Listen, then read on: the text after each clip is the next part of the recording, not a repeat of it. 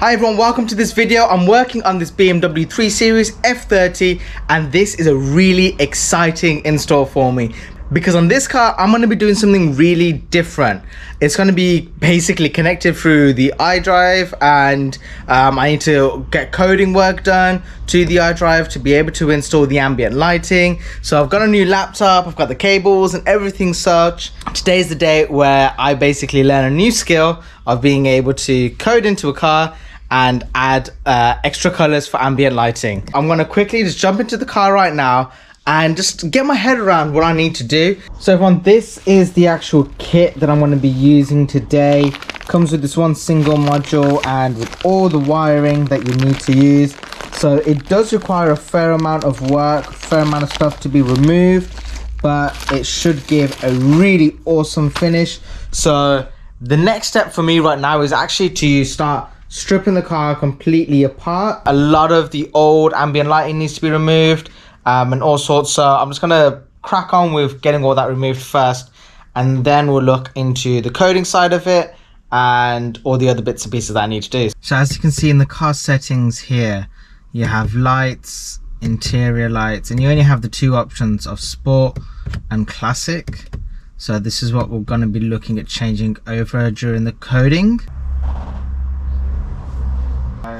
Interior lighting design. No freaking way! We've got all the colors coded in. Oh my god. So with a lot of messing around, doing the coding and just actually looking at the ambient lighting, so I've got it all set up inside the car as just basically a test plan right now. So we can see I've got the options here, so orange, but with the names on here it actually doesn't match the color down there. I think this is just, you can't change the names of them over there, but it basically gives out different colors. So this is kind of like a pretty early version of the coding and stuff. So you know, I'll go through the whole thing here. There you go, got green. Oh, this last one is like going through all of the colors, and you can turn it all off. So that's pretty awesome. Really happy with that. So the next stage for me right now is actually disassembling the entire car and getting it to the point where I need it to be able to do all of the ambient lighting, wiring and stuff. It's a bit more different. You actually have to get into the wiring harnesses just over here, and along with all of that, obviously the same usual stripping apart the doors and stuff. So I want to do about 50% of the work, and then I'll catch up with you all just to kind of fill you all in of exactly what I've done, and we can take it from there. So through the magic of editing, I'll be able to have the car going from this to this, and yeah, the car's been pretty interesting for the best part of all of this. Where to start? So with regards to the door removal, that's all pretty simple. You do need access to the wiring harness grommet here, and we're gonna access this part just over here. Now I need to go get the torch. In fact, I'll show you on the other side. So over here it's a bit more technical because you do have the OBD reader. To get access to the wiring harness on this side, you've got this black like rubbery kind of guard, and there is the actual wiring harness. Now we're gonna need access to that. When you disconnect this, we can join them up together. On the other side, this side is a little bit more technical. So this is the main screw that you need to remove. I did remove this other little one that goes on the black little casing, but you don't need to worry about that. Just in the center part of this whole thing, you'll be able to remove that long one, and now you can move the whole thing backwards and forwards, and just up in the corner just there you can see it, that's the wiring harness for the other side of this. So if you have a look through there, you can see it. So here is what I have learned so far. This entire kit is in essence a wired kit, so that means every one of the doors have to be connected to the main command light, and that whole module is connected to the car. So it's not a matter of connecting inside of each door with the modules, and you can, you know, in essence have a fairly quick and easy install. This is a lot more complicated. There's a lot more that needs to be removed. You need to remove the rear seats. You need to get access to all of this here. In some ways, actually, doing this on a coupe would be easier than doing it on a saloon, because now you got to access the wiring on each one of the rear doors as well. To do the rear doors, you also have to remove this panel just here to get access to the wiring, which I've just got over there. After we get access to all of that, what is next? So the wiring, the long wiring harness that comes with this whole kit, if I just find it just over here, this whole thing, one of its pieces is just to go to the actual command box, which I think is called controller, just here. So this one goes to the actual command box. I'll show you that shortly. And each one of these, they have a little tab saying where it needs to go. So this is the right center control, right front door, which one's this, right back door, and they have ones for the footwells and stuff. So there's a whole route that all this wiring needs to be routed around. And then with the doors, if you have a look at them, they're all on pin connectors. So I've masked them up right now. I did this purely for testing purposes to make sure they all didn't touch each other whilst I was doing it, but don't need to do any more testing anymore, so I can disconnect it. So these need to be plugged into each one of the wiring harness grommets. So this will go from the inside of the car connected up to the actual wiring harness. So I'll show you. This one in essence needs to get connected up inside of here, just on this back side. And then the other part of this wiring, which is these guys, now these ones come with the other end to this. This will be connected to the actual door part. This I would need to bring through over here, and then that can be all connected up. Now once we get inside of the actual doors, we'll have it looking like this. Now I would need to remove this or cut into it at least.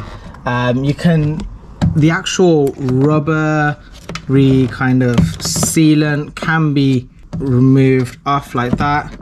Just take your time on doing it. I'll do that better in a moment. But then we'll be able to get access to the whole wiring harness. So got to feed it through, connect it up, and then we'll be able to join them all up. It's a very long process, and one that I definitely don't enjoy doing. I've had to do this with the CLA in the past before. It does take some time. The main thing to do right now is to route all the wiring to each of the doors, and then from the doors I'll be able to work on each one of the doors. So yeah, it's a little bit complicated, but once I get all the wiring moved around through the different areas, so I'll end up basically bring the wires from there round, one to this door, then the other one out through to that door area there, same on the other side, and then route all the wiring for the footwells for the front and rear, and then we'll be able to connect all those up. These footwells connect directly into the actual panels, so it's a plug and play fit in that respect. What you gotta do is make sure those wires go into the right areas. We've got door storage lights as well to go on, but we'll deal with the actual door cards and stuff once we've got all the interior wiring done. Here's a little discovery that I've made. You need to remove this like blue plastic retainer from the actual harnesses, because otherwise you can't fully press in these wires. Now I've done it in this order. It's black, red, green and blue, and it's in this top corner. So when it comes to matching this up with the other side of the door, I'll just remember this and know exactly where all the wiring is. So it's the ones next to these two thicker ones just over here, the yellow and green and the black and green. So yeah, that's how I'm going to be putting the wiring through. So this is the first part. I'm going to start from that door and go all the way around the car, and then we're going to do the doors. I'll do the footwells as I'm going through it all and stuff, so it all matches up nicely. Really a testing install. It's been quite a substantial amount of time since I've last updated you all. So what's happened right now is the wiring has gone in through this door, that door. There's one for the lower footwell here and one also for this part of the dash. So I've brought those through. You have to remove all of the trim basically underneath there. Now I've also removed the center console part there. For that we have to also remove the original wiring. Now I've left the original glass part on and stuck this over it. Reason being is because it'll bring the light a little bit more forward, a little bit closer to the actual dashboard, bring in that brightness to it. So I wanted it to be nice and bright, don't want it to be too dim, because at the end of the day, if it's really far in, it's going to become a lot more dim compared to the rest of the ambient lighting. So wanted to avoid that. Has the one connector coming off here, which I'll basically be teeing off now. It's really confusing in terms of the way some of the wiring is to explain. Even when I'm going through it, I have to remind myself sometimes. So from the main box, you have one wire that's going to come off for the footwell underneath here, and one of the wires has to come towards the center for that part of the dash. So let me jump in. So yeah, we've got one part coming up over here, this one just up there. The other one has come through. You connect it up with the original iDrive wire just here. Now that's 1, 2, so we've got the footwell one there, and we've got the one that goes into the control. So that's basically all of those wires done and dusted. We've got the doors done here, and another one just coming through for the right hand side of the actual dashboard just underneath here. I kind of want to do the middle part of the car as much as I can before starting on the doors, just to make the doors a little bit easier and a little bit stress-free to do. But actually, maybe I should start on the doors now. Yeah, actually, you know what? I'm going to start on the doors next. I think that'll be the next correct step to take, because last thing I want to do is do anything wrong and then have to strip it all apart. So let's go on with the doors. So here's where I'm at, everyone. Basically, you got to get access to the wiring back here now. So you just pull this out and apart. And that's basically this guy here. Now to get the wiring through, I've fed a cable tie, long one through there. You can see it coming through the hole just over there. Got it connected up. And so now I'm just going to feed this back out. So hopefully you guys can see this on camera as to what I'm doing. So bring this through. There we go. Got the wiring all over here now. And I've got to remind myself exactly where I connected the other side. So I'm going to look at the pictures that I took, and I'll be able to connect this up. And then this wiring will in essence be the door wiring for the ambient lighting here. So I'll be able to then tidy this all back up. You can just literally use this old one to stick it back together for now. So I want to deal with the wiring just over here now, double check where the old ones used to go and stuff. And yeah, then button up this door, get the first one done. So actually, you know, from here, if you just loosen up this, you'll be able to slide this whole thing out. Now I've done it in a way where it is black in first. Now from here I should be able to connect this side of it back up, push this guy back in. There we go. If I just connect this up now, just a temporary connection, put one of the lights on the door and then test it with the rest of the car, we should be able to see if it all works. So here's where I'm at with the doors. I've done one already. So with this, you've got to take off the good old plastic clip end, which is super annoying, but you take it off eventually. And then from here, you want to start prising this guy out. Okay? We should be able to, from this point, play around with it and it will slide out nicely. There we go. That's that one out. Now, to get the new one in, you are better off first off just checking which side has clearer ambient lighting, which I've just seen there. and poking it through the hole. Now with this, you actually need to take it all the way through right to the end, and then you are going to have to cut this down. Reason being is because of that end there, it needs to bend, so you need it to be just the wiring. So just gonna briefly line this in, and I'll know roughly where to cut it, and then I'll get my snipping tool, see where I can bring it up to get the maximum out of it, chop that end off, push this all the way in. That's that one all pushed in. Now I do also have door storage lights with this, so I'm going to drill a small hole just in this top corner so that we can get the storage hole in. Then you want to just bring the wiring through, like so. It's very awkward to do it when it's in the corner like this, but you gotta do what you gotta do. So after I've gotten the door like this, I'm going to do the same as I did with the front passenger door, with the front driver's door, of getting the wiring through. And then I can do the same with the rear doors, and then we can start putting everything back together. I'm so excited to get this car done because it's been way harder than I wanted it to be. Everyone, the car is finally finished. It's probably not one to tackle for the faint-hearted. It's definitely a labor of love, and to get it all done properly in a single day, it's going to test you. But it can be done. I've done it. It is midnight now, but I did get the car dropped off at around 11 o'clock. So I had a few hiccups, and obviously getting along with learning it all. There's no videos on clearly how to do this. So this is, in essence, the first video showing you all how this can be done. Let's have a look around the car.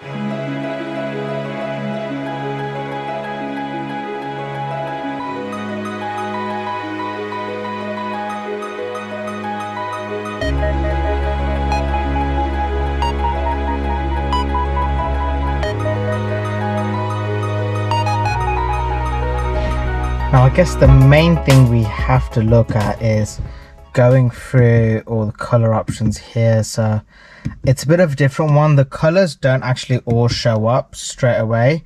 This is in sport, changing over to classic.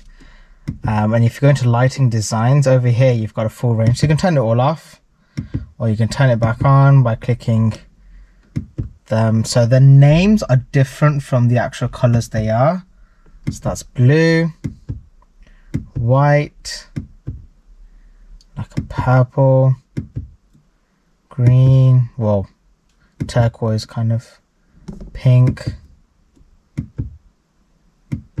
orange, and then dark green, and then you got this one, which is basically, it just cycles through all of the colors very gradually. So that's everything done with this car and this install. I hope that I have been able to make it as clear and stuff as I can. If I need to add anything, I'll probably do that whilst I'm in the office. So everyone, as I mentioned literally just then, that I will be adding certain bits and pieces to this video. Well, this is the one bit that I wanted to add, which is the reason why I haven't shown you all exactly how the coding was done is because it's a little bit complicated.